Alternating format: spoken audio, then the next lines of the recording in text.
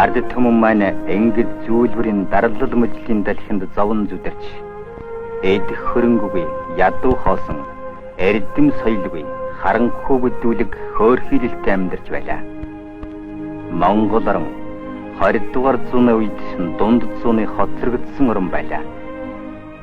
Үе болсон лам нар нийгмийн тустай хөдөлмөрөөс зайлж ард түмний нуруунд дээр амьдарч байлаа.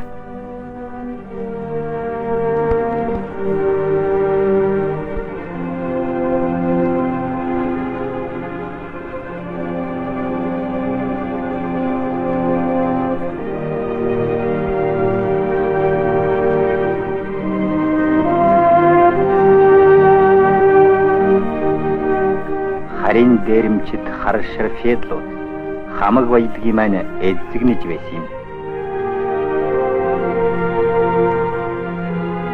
Гэвч цаг цагаараа байдаг бай.